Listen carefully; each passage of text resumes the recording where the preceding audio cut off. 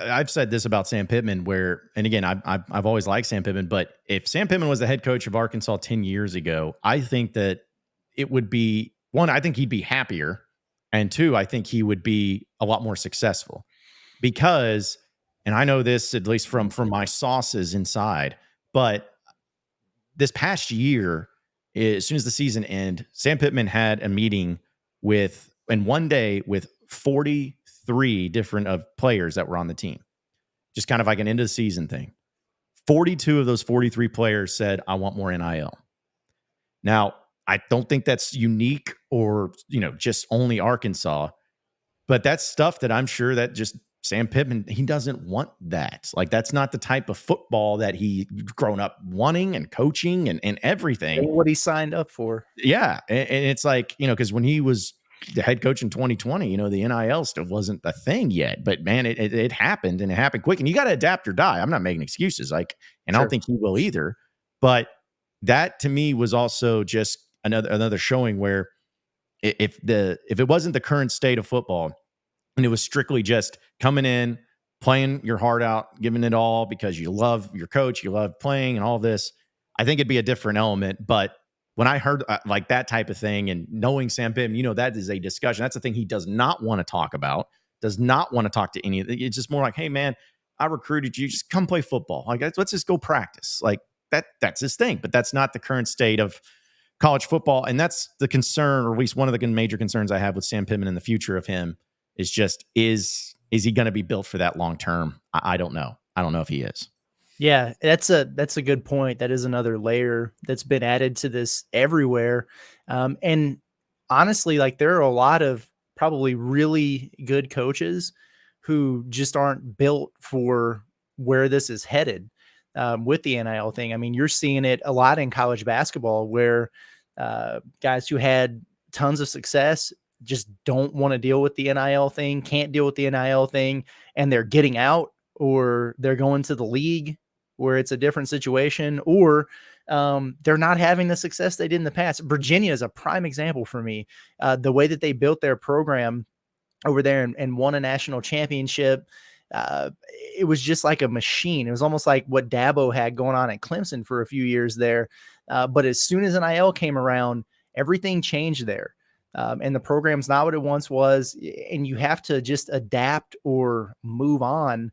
And I wouldn't want to deal with it, man. I really wouldn't. And especially, while it hasn't been regulated, it's just kind of a wild, wild west situation. That's tough, man. It's a tough job. Yeah, it definitely is. I mean, and you get paid for the job. Okay. Yeah. Don't get me wrong, but I'm just saying.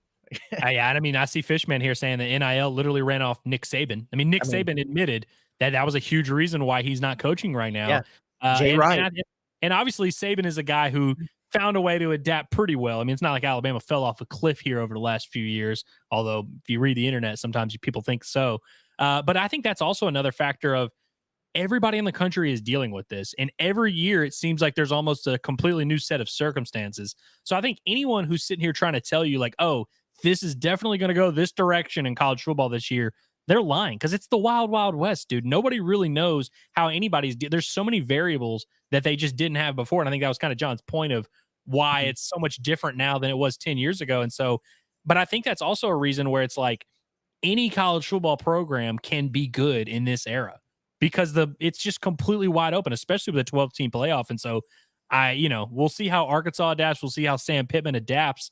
But right now, and like I said, it's kind of tough because we just kind of have to wait and see. We'll find out if they lose that Oklahoma State game.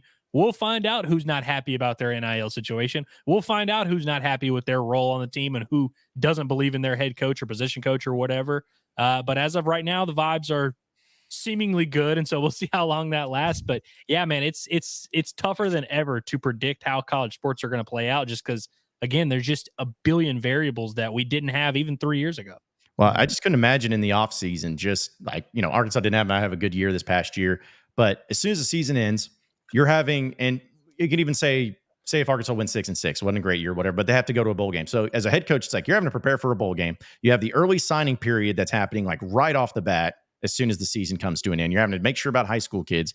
You got guys of your own players that are heading into the transfer portal. They're ones that you don't want into the transfer portal, but you're constantly having to negotiate with them essentially about like, well, if I go into the portal, I got this school that's saying this.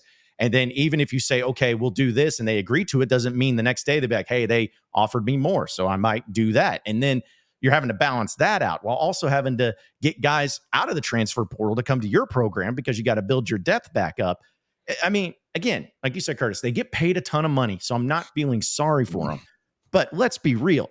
It's extreme. I could not imagine the annoying frustration, because that would be me.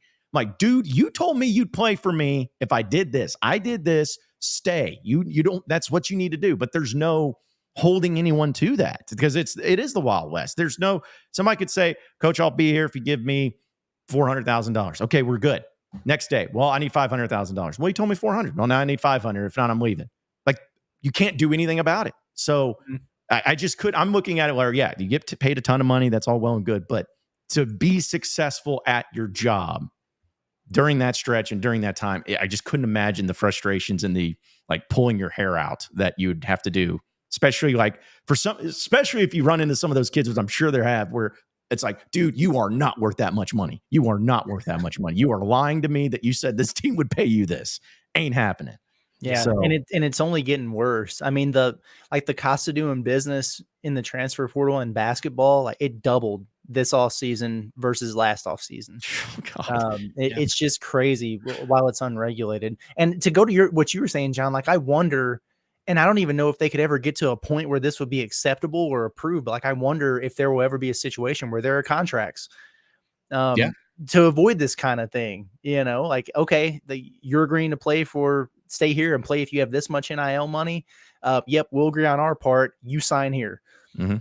And have to have a buyout or something like that. If there becomes, like performance incentives, or, hey, if you're getting paid this much, but we're not getting our return on investment, then we can cut you or we won't pay you or whatever. I mean, there's a lot of different layers that could be looked at with this. And, I mean, who the heck knows where it's going to go over the course of the next few years? Well, I mean, we've even heard talk of like the government kind of making it like their employees, where they would be like an official thing and stuff like that. But yeah, this offseason, I know Ole Miss baseball had a kid that like they signed to a very lucrative NIL deal coming out of high school, and it was like a 3-year deal. And all of a sudden, he's like, actually, I'm transferring to Tennessee, making $300,000 more. And it's like, whoa, it's like.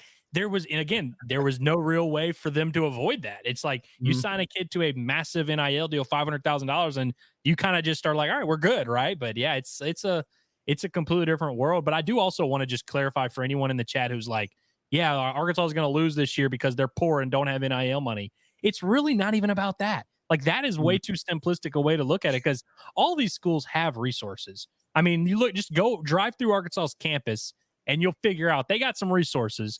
Drive through any of these campuses, everybody kind of has the money, but like you guys have said, it's like you don't even really know what you're up against. You don't know what the cost of doing business is. You don't know what each player. You don't know what's going to arise, and so it's so much more than just we need more NIL money, which obviously Arkansas and everyone needs more NIL money, but it's not even. That's a way too simplistic a view to just chalk it up to.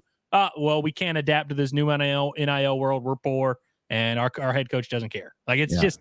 There's just so many variables that there weren't before, man. It's crazy. Well, and then I'll also make this point too of like about Arkansas, the NIL and everything. I know, like you said, Curtis, it's changed each year over year. It's gotten much more money, because I remember how insane I thought it was when I think Tex Ags was like signed a kid for $10,000 to do an NIL. And I at first game, I was like, oh my gosh, that's absurd. Well, then that quickly was chump change. But it's like you have. In this modern day, especially with Arkansas, think back to after that 9-4 season. All right, NIL was a thing and all that. Who are the players that you got out of the transfer portal? You got a 5-star Drew Sanders. You got a 5-star Jaden Hazelwood. You got Dwight McLaughlin. You got Landon Jackson. You got Latavius Breen, who was a starter at Georgia. You got some bona fide dudes and studs that came from major universities that came in. Okay.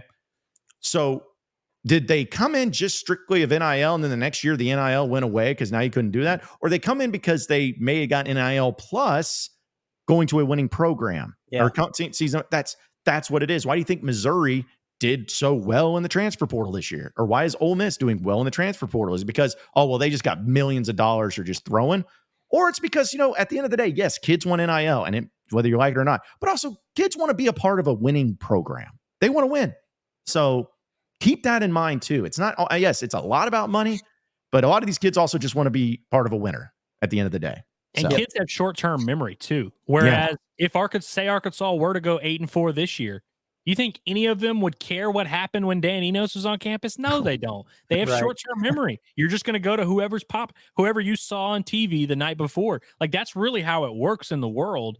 So yeah, there's just but I disagree, John. There is no nuance to this. Arkansas's poor.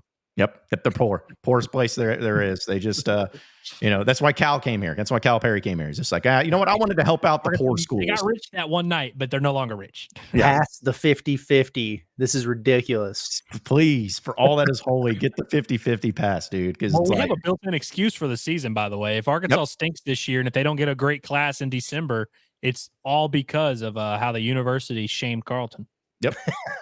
And we're gonna, like, I'm hoping that if it comes to that, I'm gonna go fight City Hall. You know, I'm gonna go down there to the Capitol, and hopefully I get a chance to speak in front of whoever I need to speak in front of, and, you know, look really official and just be like, you know, saying it's like, you know, the floor recognizes John Neighbors of Inside Arkansas, and then going to say thank you for all, and just go through it. And really, I will do that.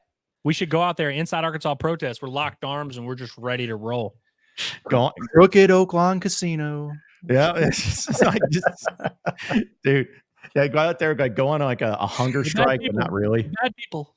Yep, they're bad people. There's the thing about those Oaklawn people; they're not good people. Very nasty people that are out there.